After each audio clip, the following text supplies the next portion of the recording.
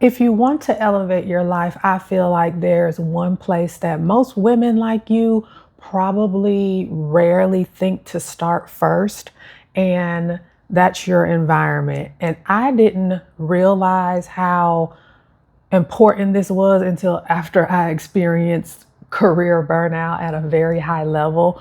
But once I started really getting clear and cultivating my environment very intentionally, other areas in my life and just my life as a whole started to change, because I feel that most people think, when you think about elevating your life, most people think you need to have more discipline, more motivation, more productivity.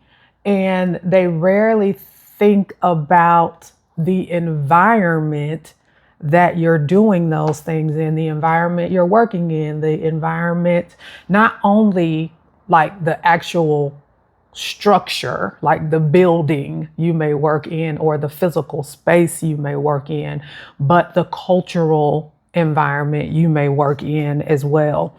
I don't think people really think about that, because when you, the environment that you're in, both the physical environment, the cultural environment, like all elements of the environment shape how you think, shape how you feel, shape how you may produce or not produce, or execute or not execute. And it ultimately shapes the person that you become.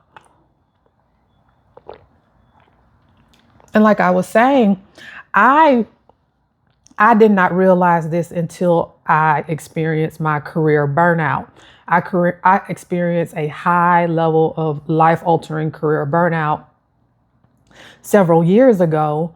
And of course, I was in healthcare leadership, very high stress, very high everything. And I I left that role, of course, took nearly a 1 year sabbatical. And during that time, it just really gave me a lot of time to really think and heal and just get clear on things. And I'm back in a corporate 9 to 5 role. I'll tell you a little bit more about that in a minute, while building a business. However, I didn't come to the realization of how important the environment shaped my burnout, because the work itself, as a clinical and business operations leader, I was good at my work. I was doing the work well. I was meeting and exceeding expectations. However, the environment that I was in was, again, it was like hospital based, let's say that. Excuse me. So it was very high stress, very high pressure, always on. Just even when I was not physically at work, I was still at work. The leadership structure, just like the environment was a lot. And in my mind, again, this is me reflecting on it, I didn't want to go back into that type of work again. I didn't want to be in leadership. I didn't want to do operations. And I just wanted nothing to do with it, not thinking about, again, I was good at the work. I'm good at being a leader. Many of the people that reported to me back in those times, I still have a relationship with, and they still reach out to me for guidance and support. But the issue was the environment in what I was operating in, that container, that high stress, high impact, always on environment. That was the thing that was really impacting me and really played a major role in me ultimately burning out at a very high level. I mean, like having to take medications just to go to work type of burnout. And I have written here, because the environment just isn't a physical environment. Environment also includes the people you work with, the leadership you report to, the expectations around you in the work in this environment, and the culture that you operate in, because all of these things influence your daily experience. So what I did differently after my burnout, and when I had healed, like I had the best sabbatical ever. I did a video a few weeks ago about why I feel like every woman should take a sabbatical at some point in her corporate professional career. But after I had time to get clear and heal and volunteer and just have a great time during my sabbatical, I was very clear on, when I was ready to go back to work, what I wanted my environment to look like, what type of work I wanted to do, what the actual space that I wanted to work in. I knew I wanted a remote role because I wanted to be able to curate the environment from every single element of the environment.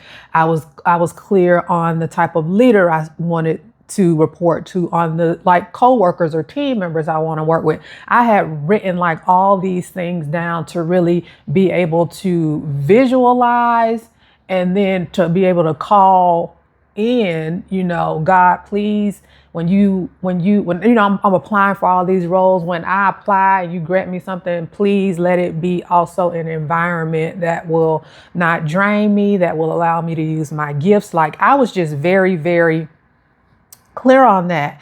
And some of the questions that I had to like start asking myself, and I'm going to list them here because maybe this can help you when you're thinking about the type of environment that you want to be in. So what kind of people do I want to work with? That's a big one, because I don't even have to go any further.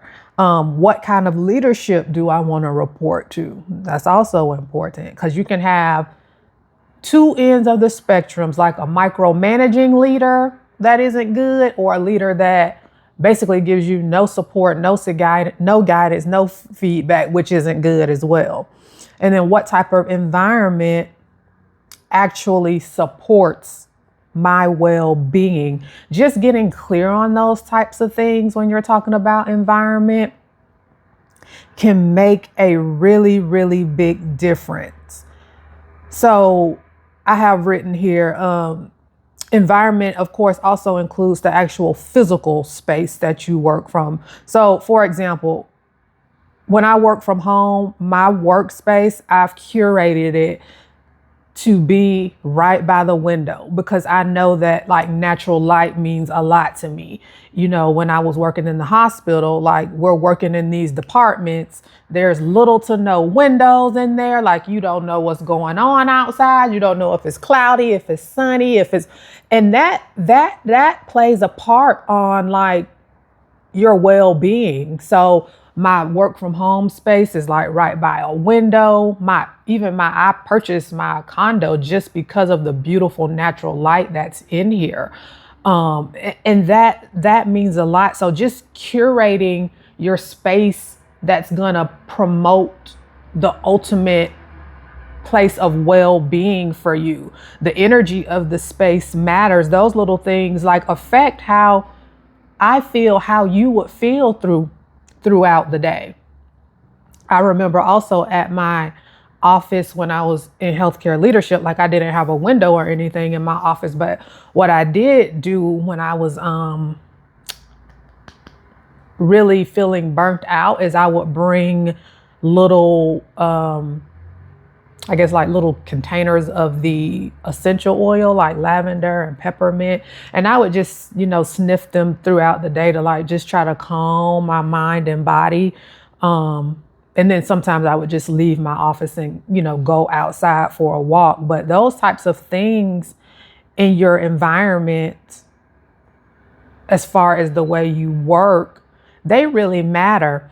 And when I'm talking about elevating your life as a whole and how your environment plays, I'm talking about every single element. Of course, on my channel, I talk about, career and work and misalignment and ambition and all those things. But when we're talking about our life as a whole and our environment, it goes just beyond the physical space, your home space or your workspace, but it also includes like your lifestyle, the clothes you wear, the people you're around, like friends and family, the food that you eat. All of those things encompass your environment. I just made a video a few weeks ago talking about I got rid of my dream closet because that person, that woman was no longer fit into the woman that I am today. Like having a more easeful wardrobe, not just having tons of clothes, shoes, accessories, bags. Like even though everything had its own space and was beautifully organized and all of the things, just having all that stuff, it was still a mental load, and it wasn't reflective of the woman I was becoming, as well as the clothes, like the materials of the clothes themselves. Like, so just again, getting clear on what your environment wants to be, getting clear on how you want to elevate your life, and then doing the things that reflect that elevated life. The food that you eat, not eating all that junk, and you know what junk is. I'm not going to go into it. Being mindful of the substances that you intake, alcohol or whatever it is that you do. Are those things reflective of the woman that you want to become? Are those things reflective of the way you want your life to elevate? If it's not, then you have to change that. All these things, the people you hang around, your friend group, you need to be around. I'm gonna speak for myself. I've always had a small friend group, just due to me being introverted. So the few friends I have, they're very close to me. But I will say I had some friends over the years that, when your life is going in one direction and their life is going in another, like you guys no longer have anything aligned. So you have to part ways, and no love lost. It's just the vision for your life and the vision for my life aren't in alignment. So those things really matter. Are your friends and your family and the people around you? I know we can't choose our families, but are the people you're choosing to have around you on a regular day reflective of the elevated life that you want to live? Are they prioritizing their health and wellness if that's important to you? Are they in a season of where they want to elevate their career, build a business, write a book, just elevate themselves professionally in any way? If not, that might be something you want to look at, because all of those things in our environments matter in the way we elevate or not elevate. So while your physical workspace and home space definitely matter, you also want to think about what you eat, what you wear, and then the people that you have around you. I have written here, a lot of times we think we need to change ourselves first, but sometimes what we really need to change is the environment around us, because environment quickly shapes our behaviors. It makes certain choices easier and others harder. So again, I'm doing this 100-day journey. And if you're interested, I'll link the playlist down in the description section, so you can check out some of the other videos if this is your first time here. But I just talked about a video about embodiment. Like, I can do anything for 30 days. I'm, doing this 100-day YouTube journey, but I really haven't embodied being a daily poster. Like, it still takes me effort to do this. It's not just who I am yet. So those things, they really matter. So if you want to elevate your life, start by elevating your environment, your workspace, your home, your routines, and your surroundings. When you begin curating those things intentionally, you start creating an environment that supports the woman you're becoming. So I just said that I was happy for a lot of reasons when I bought my own place, but particularly because I wanted to curate my home, every single space of it, for the person that I was becoming, for the person that I wanted to stay rooted and grounded in.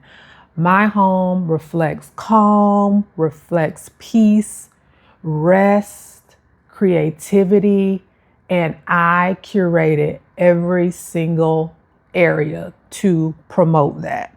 And it just means a lot. So if you want to elevate your life, it's not about more motivation, not about more productivity, it's not about more discipline. Of course, those things matter. But again, I feel like the thing that most women like us, like you, don't really look at first is the environment, and the environment in all capacities.